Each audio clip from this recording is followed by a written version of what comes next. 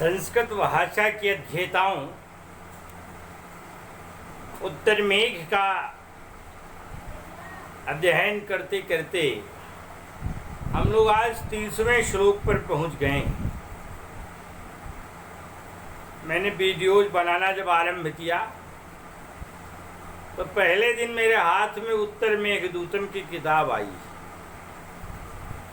Luck by chance. फिर बिगड़ न जाए इस भय से आक्रांत होते हुए भी प्रथम श्लोक को मैंने पढ़ा दिया, किंतु वीडियो जैसे तैसे बिगड़ते बिगड़ते बनी गया और फिर अगले दिन से दूसरा, तीसरा, चौथा, पांचवा इस अनुक्रम में चलता रहा।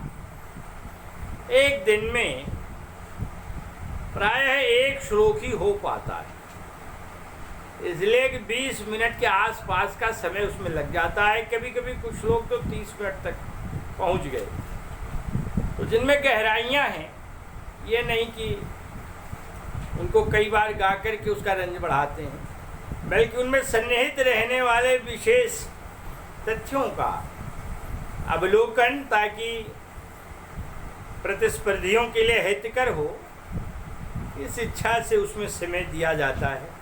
कौन सा अलंकार है, कौन सा व्यंग्य है और उस शब्द का सामान्य अर्थ क्या है, उसका क्या व्याकरणिक निर्वचन है, इन सभी बिंदुओं पर भी विशेष ध्यान रखा जाता है। तो इस उद्देश्य को करते करते हम लोग यहाँ तक पहुँच गए। कुछ विद्यार्थी घबराते भी हैं कि बहुत दिनों से चला आ रहा है ना, त्याज्यम न धैर्यम विधुरेपि काल। कछुए की चाल हमेशा सफल, खरगोश की चाल हमेशा असफल। वह दिखेगा तो कि बड़ी जल्दी हमने मार दिया, 100 मीटर पहुँचे, किंतु ओरिजिनलिटी ऐसी है नहीं। इतिहास बताता है कि कच्छप गति सफल हुई है। इसलिए आप मृग मरीचिका को ध्यानांकित करने के बजाय उसकी यथार्थता पर जरूर ध्यान रखें। आज 30वां श्लोक है। ये तारिणी झा की पुस्तक में 2 श्लोक बीच में व्यतिरिक्त हैं जो सभी टीकाओं में नहीं मिलते, किंतु फिर भी अधिकस्य अधिकम फलम, इस ध्येय से कोई भी श्लोक मैं छोड़ता नहीं, मेरा प्रयास यही रहता है। इसलिए अनुक्रम में आज 30वां श्लोक है, ध्यान दें। अन्वेष्टव्या मम निशयने सन्निकीर्णैक पार्श्वाम। अन्वेष्टव्या मम निशयने सन्निकीर्णैक पार्श्वाम। तत्पर्यन्त प्रगलित लवैश्छन्नहारैरिवासै। भूयो भूयः कठिन विषमां सारयन्तीं कपोलाम्। भूयो भूयः कठिन विषमां सारयन्तीं कपोला। दामोक्तव्या मयमित नखे नैकवेणीं करेण।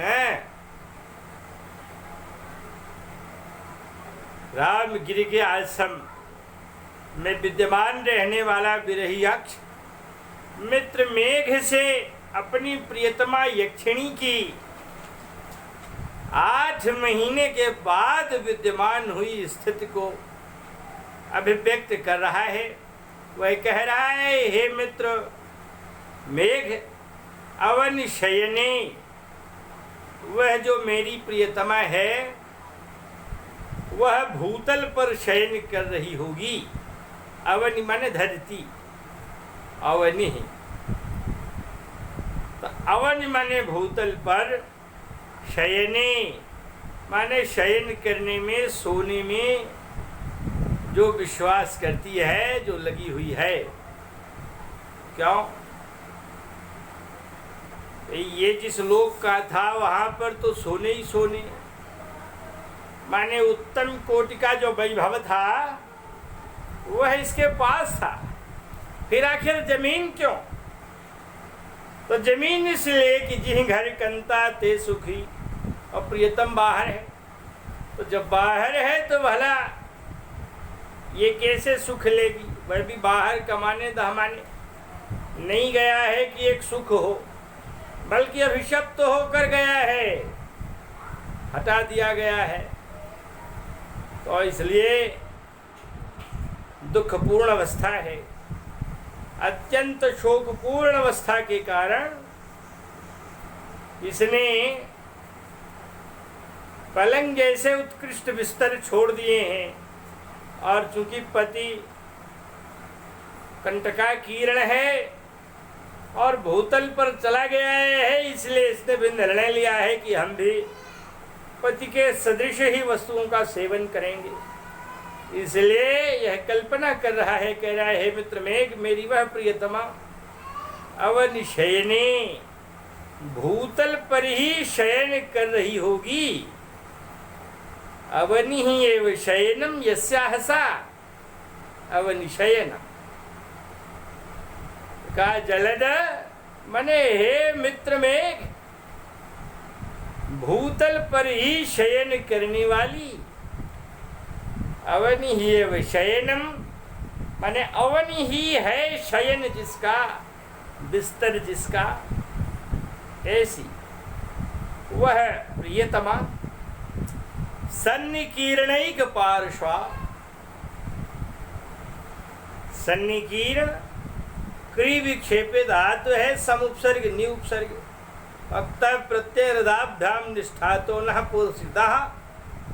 इस आधार पर नत्व कुणत्व हो गया है, अक्ता किता के स्थान पर न हो गया है। सन्निकीर्ण माने बिखरी हुई, किधर का है? एक पार्श्वा, एक करवट पलटी हुई।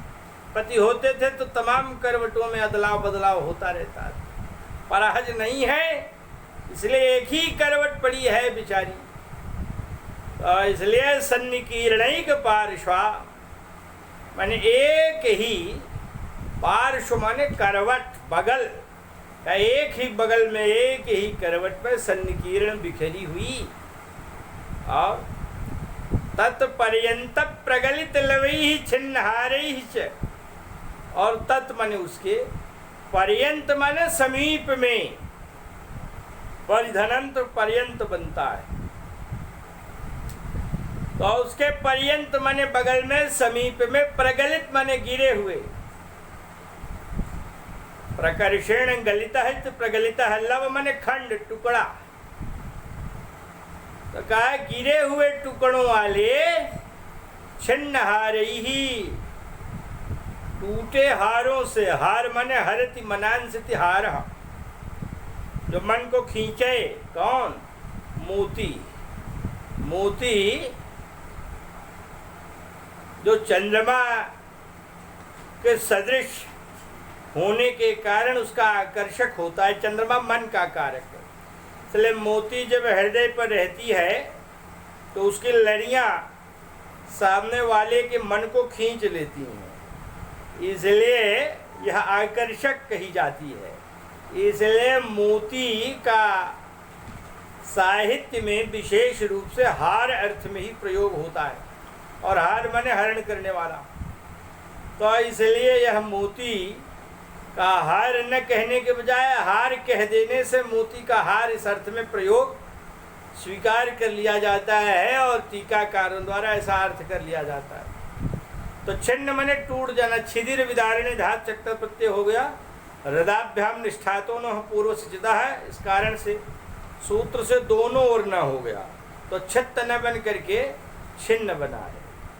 तो छिन्न हारे ही माने टूटे हुए हारों के द्वारा, माने हार टूट गए हैं, और तत्पर्यंत माने उनके अगल बगल, प्रगलित माने गिरे हुए, लवई माने खंडों वाले, छिन्न हारों के इव माने समान। अगर इव न लिखता तो बड़ी गड़बड़ी हो जाती, क्योंकि हार कब टूटते हैं? जब प्रियतम होते हैं, रगड़ होगी, शरीर संघर्षण होगा, तो ऐसी स्थिति में हार माले टूट जाते हैं, लड़ियाँ बिखर जाती हैं। तो इसलिए संभोग आदि के काल में ऐसी स्थितियां उत्पन्न हो सकती हैं। और यहाँ तो टूटने कोई बात ही नहीं, क्योंकि 8 महीने से आषाढ़स्य प्रथम दिवसे मेघमास सान, 8 महीना जब आषाढ़ आया है तब की बात ये कर रहा है, तो बराबर बाहर है तो कौन कैसे हार टूटेगा यक्षिणी का। इसलिए ये नहीं कहा कि हार की लड़ियाँ टूट रही हैं, बल्कि कहा इव, जैसे टूट कर बिखर जाती हैं मोती की लड़ियाँ, उसकी तरह है इव, उसके तरह, उसके समान। क्या टूटा है, क्या बिखरा है? कह रहा यस्रैहि, यस्र माने आंसू, अश्रैहि तृतीया विभक्ति बहुवचन का रूप है, आंसुओं के द्वारा। अर्थात आंसुओं के जो कण हैं, जल हैं, वे इस तरह से बिखर गए हैं जैसे टूटी हुई लड़ियां मोती की माले से एक एक खंड, एक एक टुकड़ा, एक एक लड़ी बिखर जाती। इस तरह से आंसू वहां बिखरे हुए हैं, अर्थात बराबर उसके रोने से, रुदन करने से ऐसी स्थितियां उत्पन्न हो रही हैं। तो ये कह रहा है अश्रैहि का, उनके समान अश्रैहि आंसुओं से, अन्वेष्टव्यम माने खोजे जाने योग, इस धातु और तब्यत प्रत्यय से योगे कृते अनुपसर्ग पूर्वकेण च अन्वेष्टव्य इति शब्दः। अन्वेष्टव्याम माने खोजे जाने योग्य, इस इच्छायाम धातु है, अनुपसर्ग लग गया, तब्यत प्रत्यय लगा, बना अन्वेष्टव्य का। अन्वेष्टव्यम माने खोजे जाने योग्य। अयमित नखेन करेण का, कर हाथ कैसा है? हाथ है नखेन, नख वाला, नाखून बढ़े हैं। नाखून क्यों बढ़े हैं?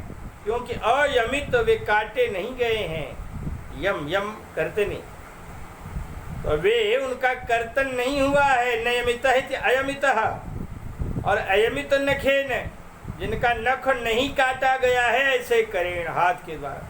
क्यों? नाखून आदि तब काटे जाते, उनके श्रृंगार आदि तब होते जब प्रियतम साथ होता, आज नहीं है, इसलिए पग पग पर पदगत व्यंग्य है, तो इसलिए उसका न होना यहाँ व्यंग्य है, खनित हो रहा है।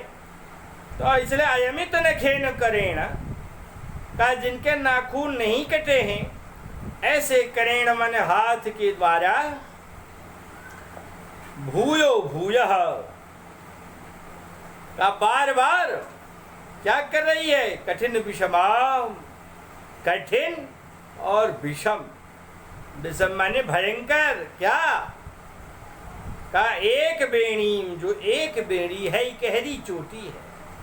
जब जा रहा था तो अपनी प्रियतमा यक्षिणी की चोटी बांध दिया था, इकट्ठा करके बांध दिया।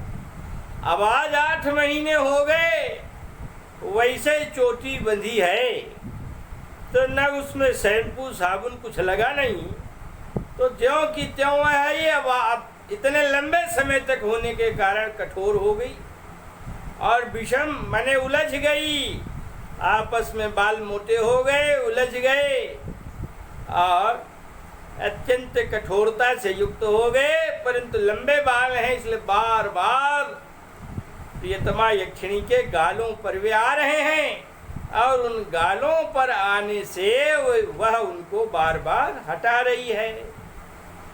अब हटा रही है तो जो नाखून है वे भी हाथ के बढ़े हुए हैं, उनसे धीरे धीरे उनको बालों को पीछे कर देती है।